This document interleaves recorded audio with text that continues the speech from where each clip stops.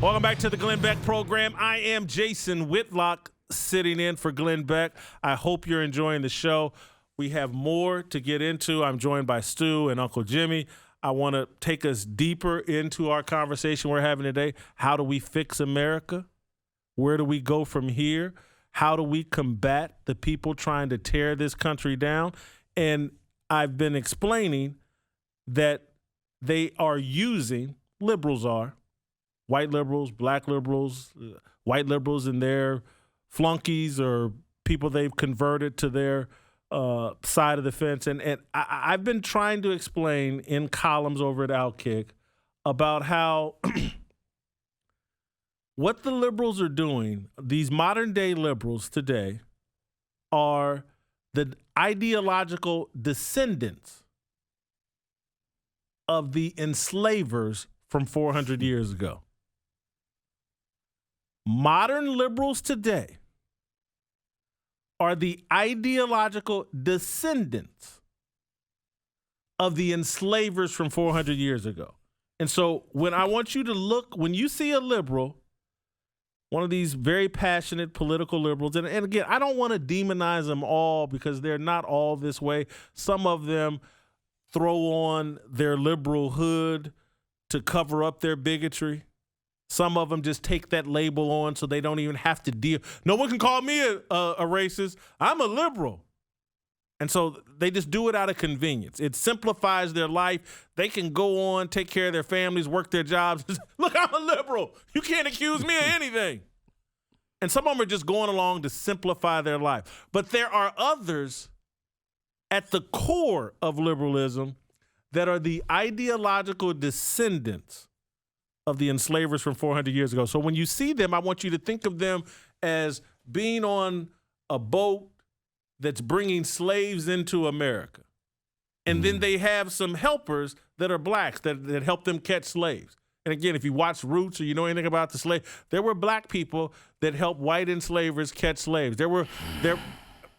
And that's all. That's what you have going on right now with liberals. And so I'm going to tell you why. Because Uncle Jimmy, I see you like, wow, that's a lot. That's a lot. But I want you to think about this. Let's go back 400 years ago, and what would an enslaver tell you? Uncle Jimmy, your black skin makes you a special classification of human beings.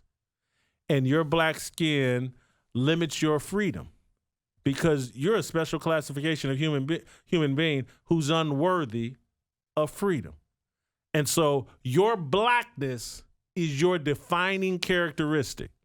Your skin color tells me everything I need to know about you and how I can classify you and use you and enslave you. Your skin, that's what they said 400. Would you agree with that? Was the mentality 400 years ago? Well, if I let you do that to me, then that's 400. They did it at gunpoint at that time, but I understand. Now they do it at laptop point or social media app point. That's very powerful. They put a social media mob on you. They removed the gun and just said, look, we got a special classification. This is the Associated Press, which is basically the media platform for America. The entire globe reads the Associated Press. That's how they get their initial impression of America. And the Associated Press in June, shortly after George Floyd's tragic death in Minneapolis, decided, you know what? There's a special classification of Americans that you can identify by their skin color, black. And that classification of people, we are now going to capitalize the B in black. No other ethnic group gets this distinction. There's this one group of people who their most prized possession, their defining characteristic is their skin color, and we're going to classify them and let everybody know that's a special group of people. We're going to capitalize the B in their description of themselves, and they're black, and they're different than everybody else, and their freedom is basically limited because the way things operate with the gun that they have, social media, control of celebrities or whatever, if you don't stick to a liberal point of view on all issues, you're kicked out of the black race. You're kicked out of the black race. Oh my God. You think that Barack Obama isn't the greatest president in the world, and oh my God, you're not black. What do you mean? You don't think Barack Obama's the greatest thing? What do you mean black isn't your defining characteristic? What do you mean you want to stick to the values that your grandmama and your minister taught you at church? Don't you understand that liberalism and blackness mean you abandon everything that you were taught in the church to serve liberalism? You don't have the freedom. Every other group in this country has the right, the freedom. I want to be conservative. I want to be liberal. I want to be libertarian. I want to be a bunch of stuff other than my skin color. Everybody else gets to do that but us. Liberals, primarily white, in control of Hollywood, the movie industry, the music industry, academia, has said that there's a special classification of people in America. Their defining characteristic is their skin color. We get to decide what is black or not, and they have to live up to those standards on a day-to-day basis, or we kick them out of their skin color. You must serve blackness. Blackness is your religion. Blackness trumps God, Jesus, and everything. Your skin color is the most important thing about you. I started down this path because of Dave Chappelle's appearance on Saturday Night Live a couple of weeks ago, or 3 weeks ago, after the election.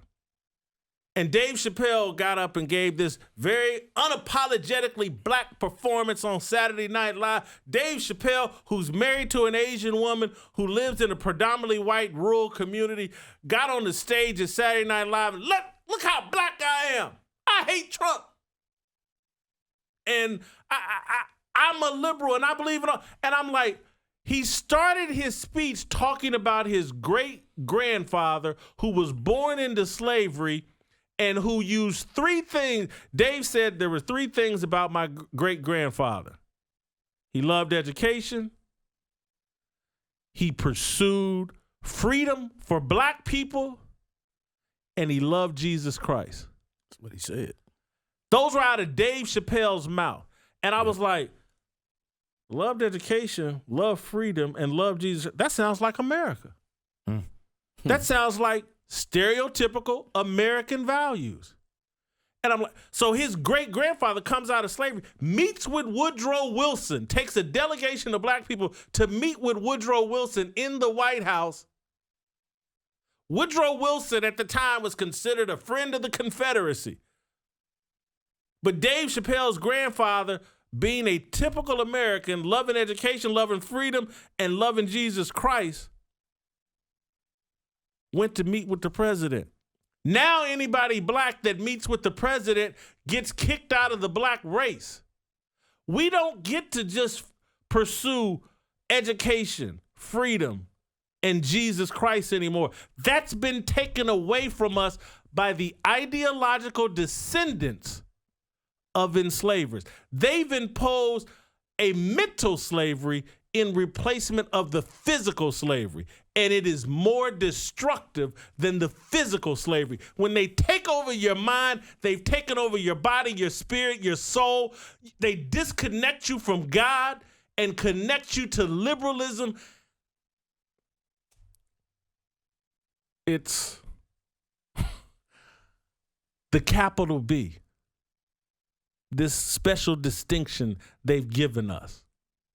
And again, you started the show asking me,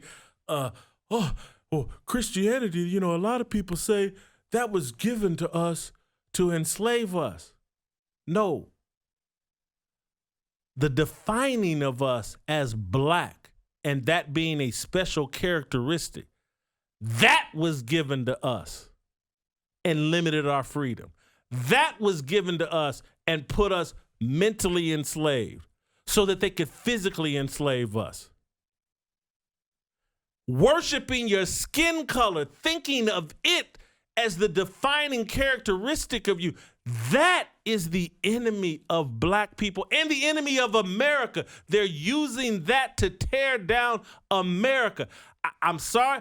I've got liberal friends. I know it bothers them when I point this out, but I'm going to point it out because it needs to be pointed out. It's the only way we save America. They have convinced you that conservative is a curse word, that conservative is the code word for Satan.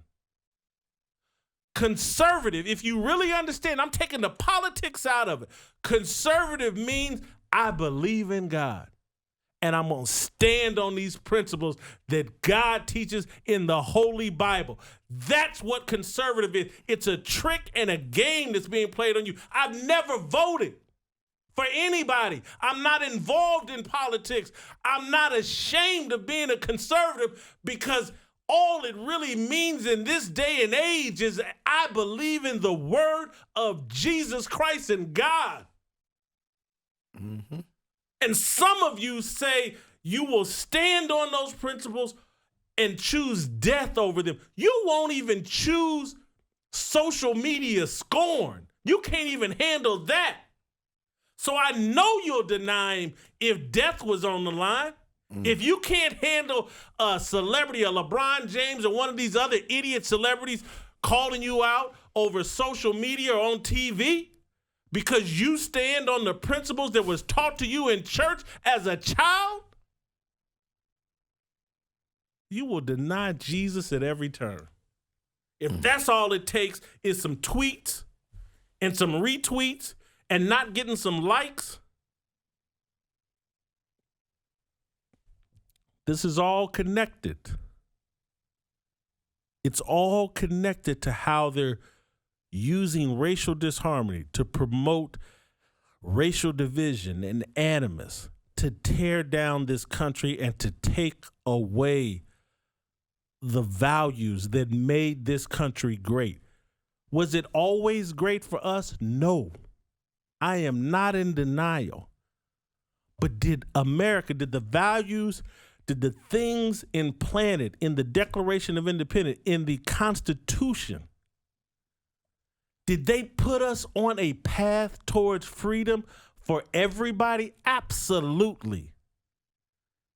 And if America was as evil as they pretend in the mainstream media and over social media, these airports would be filled with black people trying to get up out of here.